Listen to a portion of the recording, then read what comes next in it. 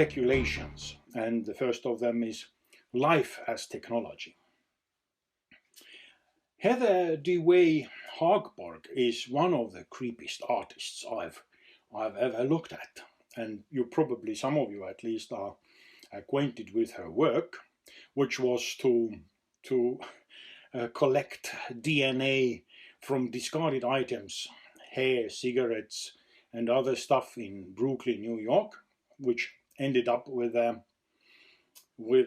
exhibition of possible owners of these DNA. Of course, that is a simulation, and these people do not resemble the real sources of this DNA. But only imagine, very soon, with big databases available for some companies and firms, it is virtually possible to print the real human being who left this DNA there. And I think you are already well acquainted with superstars that have special sanitizing unit coming after them to the hotels to clean away all the DNA and other possible leftovers of that particular human being. And I think that is striking. And also as a piece of art, it is most powerful. This is Chelsea Manning. She was also doing, but the creepy part, of course, was to collect totally unidentified DNA and build a totally new world out of it. We were talking already about printing human tissue with scapulars. The first living tissue in 3D printers comes up already in International Space Station. And in 2019 there was a question: will technology replicate the human? Of course, a imagospheric heading for a quite boring article probably, and the answer is no, it hasn't replicated it yet. But as we see with the organoids already, it is becoming very, very close, and many people, including myself, I don't know, should we proceed? And the dangerous question is, of course, if we want not to proceed, it cannot be really achieved. First human-monkey chimera raises concern among scientists, but it will happen, whether we like it or not. There would be either legal or illegal madmen who would start doing things like that. So the technologies of life are changing. Now, predominance of social network giants, of course, we have discussed already, but this is their 2020 reality check in a way. My proposal is that with digital screens, the image now achieves totally different position in episteme of our everyday life than it used to be before, with, first of all, with plenitude of visual projections, but also the fifth point here, the image can establish its own value system. And very often we are not really sure whether this value system is embodied there by the creator of that particular screenshot, or whether that value system is even deeper before in the layers of that image before the author used it. And depending on the intensity or creativity of the image itself, not the creator, this unconscious or lower levels of archetypal meaning then actually can overrun their intended meanings, with then the plenitude of all the meaning systems that are coming to the image, because it has been online in milliseconds all over the world, therefore getting all the possible meanings that it ever can have. That is I think also something we have to be very careful about. And I hope, as our lectures and podcasts have shown, there are even on a very simple level the system of proportions, the geometrical dimensional system, and also the space-time continuum within the image are the elements that really very often are outside the control of current media and social networks. And this is the famous image we looked at. And Twitter and Facebook, they have really taken it to a totally new level. And 4 years ago, we saw that Donald Trump tweeted himself into the White House, as they say here, and most of the world was holding breath to see how this will play out today. And to a certain extent, many people were happy it didn't play out the way it was expected. Uh, uh, Trump tweets, "I won the election," and is immediately corrected by Twitter. And here is the Facebook and Twitter take steps to limit the president's false election claims. But where have we arrived? It is now Twitter and Facebook who actually will decide what is true and what is false or not true. And in a way, we end up with too bad end solution. Either Trump wins or somebody takes the possibility, all the possibilities of open speech out of the big game in the world. And Facebook and Twitter are much more important in making or shaping their beliefs and knowledge of people around the world. Here is another development. I think some of you are connected with the Telegram program, and it is here said that most of the demonstrations, massive demonstrations in Belarus, are actually organized by this software, Telegram. And I don't know if you remember, Pavel Durov was the Russian-born guy who developed VK Kontakte, a social network in Russia, and he was forced to sell it. KGB wanted him to give the codes so that they could hack into the system and see what people are talking about and sending the messages. And when he refused, he was probably pressed so hard that he had to sell it and even leave Russia. And today it is known that he moves with his group of designers and software engineers all around the world. But his last program was this Telegram application, which has file sharing programs and news feeds.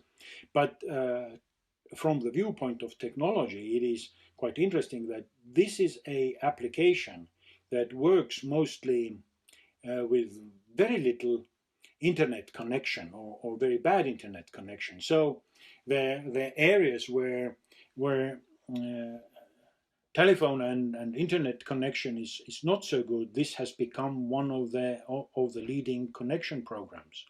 Already when there were the demonstrations in Iran several years ago, I read the Telegram application is the one they use. So it is specifically designed and it is closed. So you actually have your privacy with that particular application. Here we see the next report already says that in the US, print newspapers have become below social media. News websites have taken the lead. Only television really challenges the digital newslets. But we also have to think that television has ceased to be like that. It has become part of digital networks. It is just the content. And if television is not changing, I think the other types of news networks or entertainment networks take it over, and we might say that television is, as a technology and as content provider, is already belonging to the previous paradigm. Here I also checked 2020 some of the statistics from Statista. Here we can see the distribution of worldwide social media users, and well, not surprisingly, but as a news for me, it is this Eastern Asia where 30% of people are using social media, and it is Southeast Asia and Southern Asia, and only then comes Northern America and Central Western and Eastern Europe, which as a percentage is quite small. But do not let yourselves to be deceived. If we look at the other statistics about the use of social networks, here are already the absolute numbers. They are in millions. So 2,700 millions means it is 2.7 billion people. So it is a little bit less than half of all mankind is using Facebook. YouTube and WhatsApp are coming up there as well.